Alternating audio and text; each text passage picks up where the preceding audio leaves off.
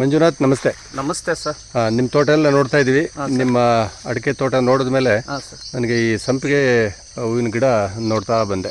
ಈ ನಿಮ್ಮ ಕೈಯಲ್ಲೆಲ್ಲ ಸಂಪಿಗೆ ಹೂವಿನ ಘಮ ವಾಸನೆ.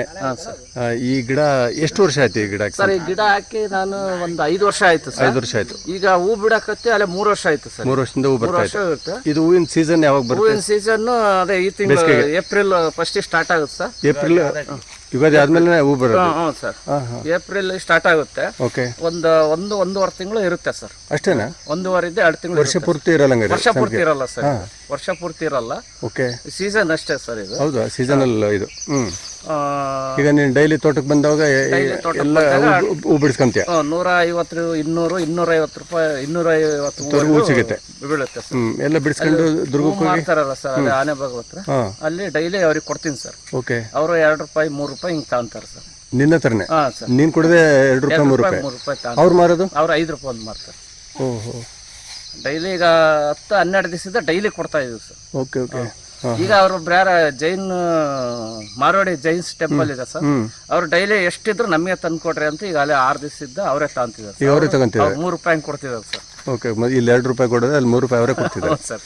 ಹಂಗಾರೆ ಸಂಪಿಗೆ ನಾವು ಸುಮ್ಮನೆ ಇವೆಲ್ಲ ಬೇರೆ ಮಾಡೋಕ್ಕಿಂತ ಸಂಪಿಗೆ ಇದು ಬರೀ ಸೀಸನ್ ಅಲ್ಲ, ಒಂದು ಸೀಸನ್ ಅಲ್ಲ ಅಷ್ಟೇ ಟೈಮ್. ಏನಂದ್ರೆ ರೈತರು ಏನೋ ಒಂದು ಉಪ ಬೆಳೆ ಅಂತಾರಲ್ಲ, ಅದು ಒಂದು ತೋಟದ ಪಕ್ಕ ಏನಾದ್ರು ಹಾಕಂದ್ರೆ ಅವ್ರಿಗೆ ಯಾವ್ದೋ ಒಂದು ಖರ್ಚಿಗೆ ಇನ್ಕಮ್ಗೆ. ಯಾಕಂದ್ರೆ ಅಟ್ಲೀಸ್ಟ್ ರೈತರಿಗೆ ಬೇರೆ ಬೇರೆ ಇನ್ಕಮ್ ಸೋರ್ಸ್ ಇರ್ಬೇಕಂತ ಹೇಳ್ತೀನಿ ನಾನು. ಬರೀ ಅಡಿಕೆ ಒಂದೇ ಹಾಕೋಣದಲ್ಲ, ಬೇರೆ ಬೇರೆ ಎಲ್ಲ ಅವಕಾಶಗಳು ಇರಬೇಕು.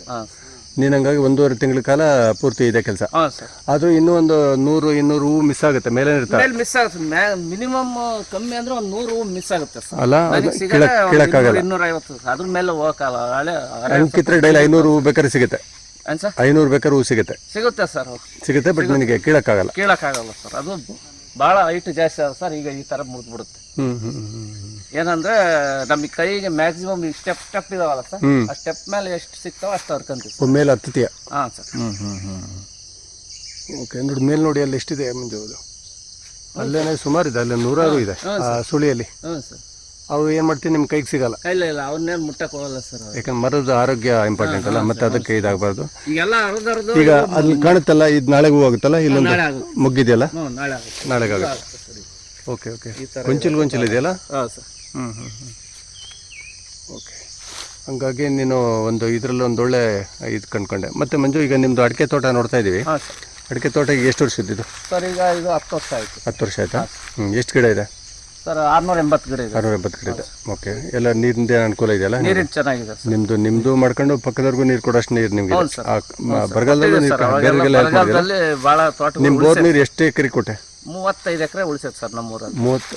ಬೇರೆಗೆಲ್ಲ ಸಹಾಯ ಮಾಡಿದೆ ನೀನು? ಹಾಂ ಸರ್. ನಮ್ಮ ತೋಟಕ್ಕೆ ಕಟ್ಕೊಂಡು ನೆಕ್ಸ್ಟ್ ಒಂದು 35 ಎಕರೆ ತೋಟಕ್ಕೆ ಕೊಟ್ಟಿದ್ವಿ. ಬೇರೆ ಜನಗಳೆಲ್ಲ ಹೆಂಗೆ ಆಲೋಚನೆ ಅಂದರೆ, ನಮಗೆ ನನಗೆ ಇದ್ರೆ ಸಾಕು, ಬೇರೆಗೆ ಹಂಚಬಾರ್ದು ಅಂತಾರೆ. ನೀನು ಏನೋ ಅವಾಗ ನಮ್ಮ ಕೈಲಿ ಇತ್ತು, ಮತ್ತೆ ನಾಲ್ವರಿಗೆ ಅನುಕೂಲ ಆಗಲಿ, ಎಲ್ಲ ತೋಟ ಕೈಗೆ ಬಂದಿತ್ತ. ನಮ್ಮ ಅಣ್ಣ ನಾವು ಮಾತಾಡ್ಕೊಂಡು ಕೊಟ್ಟಿವಿ ಸರ್. ಏನೋ ಕಟ್ಕೊಂಡ್ಲಿ. ನಮ್ಮ ಮಾವರು ಊರಾಗೆ ಗೌಡ್ರ ಮನೆ ಅಂತ ಒಬ್ರು ಇದಾರೆ, ಅವ್ರಿಗೆ ಎಲ್ಲರಿಗೂ ಕೊಟ್ಟಿವಿ ಸರ್. ಇವತ್ತು ಟ್ಯಾಂಕರ್ ತಗೊಂಡು ಹೋಗ್ತಿದ್ರ? ಟ್ಯಾಕ್ಟ್ರಿ ಬಂದು ತುಂಬ್ಕೊಂಡು ಹೋಗ್ತಾ ಎಷ್ಟು ಟ್ಯಾಂಕರ್ ಹೋಗೋದು ದಿವಸಕ್ಕೆ? ಅವಾಗ 23ರಿಂದ 30. ಕರೆಂಟ್ ಜಾಸ್ತಿ ಕೊಟ್ರೆ 30 ಟ್ಯಾಂಕರ್ ನೀರು ಹೋಗವು. 6000 ಲೀಟರ್ ಕೆಪಾಸಿಟಿ. ಹ್ಞೂ ಸರ್. ಅವಾಗ 15 ಗಂಟೆ ಕರೆಂಟ್ ಸಿಗೋದು ಸರ್. ಆ ಟೈಮಲ್ಲಿ ಹಗಲು ರಾತ್ರಿ ಪಂಪ್ ಓಡ್ತಾ ಇರೋದು ಸರ್. ಒಟ್ಟಿಗೆ 18 ಗಂಟೆ ಮೋಟ್ರ್ ಆಫ್ ಮಾಡ್ತಿದ್ದಿಲ್ಲ ಸರ್ ಅವಾಗ. ನೀವು ಹೇಳಿದ್ದು 7 ವರ್ಷದ ಹಿಂದೆ ಬರಗಾಲದಲ್ಲಿ? 2018-19 ಅವಾಗೆಲ್ಲ ಟ್ಯಾಂಕರ್ ನೀರು ಹೊಡೆದಿಲ್ಲ ಆ ಟೈಮ್ನಲ್ಲಿ. ಈಗ ನಿಮ್ದು ಎಲ್ಲ ತೋಟ ಚೆನ್ನಾಗಿ ಬಂದಿದೆ.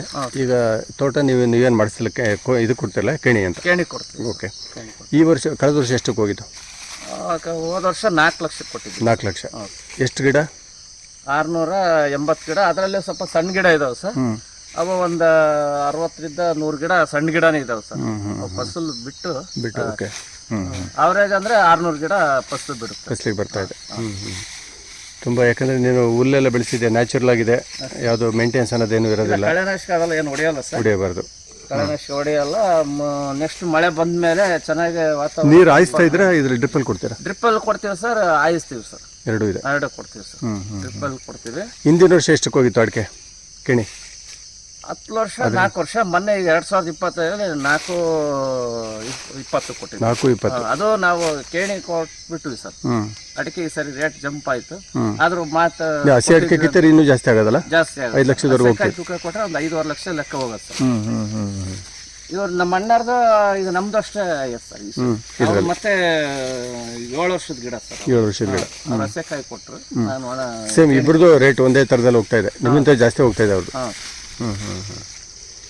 ಸರಿ ಮಂಜು, ಈಗ ನೀನು 2 ವಿಷಯಗಳು ಹೇಳಿದೆ. ನಿಮ್ಮದು ಅಡಿಕೆ ಸಣ್ಣ ತೋಟ ಆದರೂ ಒಳ್ಳೆ ಇಳುವರಿ ರೇಟಿಗೆ ಹೋಗ್ತಾ ಇದೆ, ಮತ್ತು ಸಂಪಿಗೆ ಬಗ್ಗೆ ಇದೆಲ್ಲ ಕೇಳಿದ ಮೇಲೆ ಭಾಳಷ್ಟು ಜನ ನಮ್ಮ ವಿಡಿಯೋ ನೋಡಿದ್ರು ನಮ್ಮ ಮಂಜು ಅವ್ರನ್ನ ಪರಿಚಯ ಮಾಡಬೇಕು, ನಾವು ಬೆಳೆಸಬೇಕು ಅನ್ನೋಂಥವ್ರಿಗೆ ನಿಮ್ಮ ವಿಳಾಸ, ಫೋನ್ ನಂಬರ್ ಹೇಳ್ಬಿಡಿ ಮಂಜು.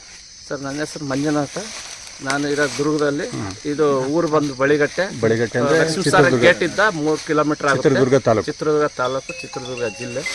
ಯಾರೇ ರೈತರಿದ್ರು ನಮ್ಗೆ ಸಂಪರ್ಕ ಮಾಡ್ಬೋದು.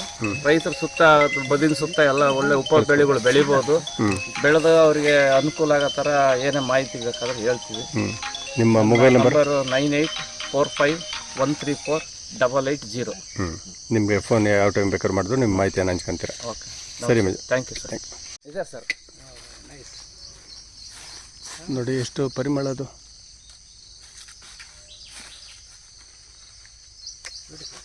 ಇದು ಎಷ್ಟು ವರ್ಷದ್ದು ಸಂಪಿಗೆ ಸರ್? ಇದು ಒಂದು 5 ವರ್ಷದ ಸರ್. ಇದು 5 ವರ್ಷ. ಹಾಂ ಸರ್. 5 ವರ್ಷದ ಗಿಡ ಇದೆ. 5 ವರ್ಷದ ಗಿಡ. ಹಾಂ, ದಿವಸ ಎಷ್ಟು ಬರುತ್ತೆ ಇದರಲ್ಲಿ? ಬರುತ್ತೆ ಸರ್ 180, 200, 250 ಬರುತ್ತೆ ಒಂದೊಂದು ದಿವಸ. ಒಂದು ದಿವಸ. ನೀವು ಡೈಲಿ ಬಂದು ಹೂ ಬಿಡಿಸ್ಕೊಂಡು ಬರ್ತೀರಾ? 3,500 ಆಗೈತೆ ಸರ್ ಇದು. ಇದು 10 ದಿವಸಕ್ಕೆ ಸರ್. 10 ದಿವಸದಲ್ಲಿ? ಹ್ಞೂ ಸರ್.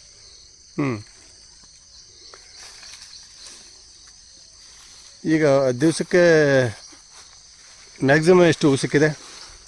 ಮ್ಯಾಕ್ಸಿಮಮ್ 200 ಹೂ ಸಿಗುತ್ತೆ ಸರ್ ಒಂದು ದಿವಸಕ್ಕೆ. ಅದು ಮಿಂದ ಜಾಸ್ತಿ ಮೇಲೆಲ್ಲ ಇದಾವೆ ಸರ್, ಅವು ಕೀಳಕ್ಕಾಗಲ್ಲ ಸರ್ ಅವು. ಮತ್ತು ಮರಕ್ಕೆ ಇದಾಗುತ್ತೆ.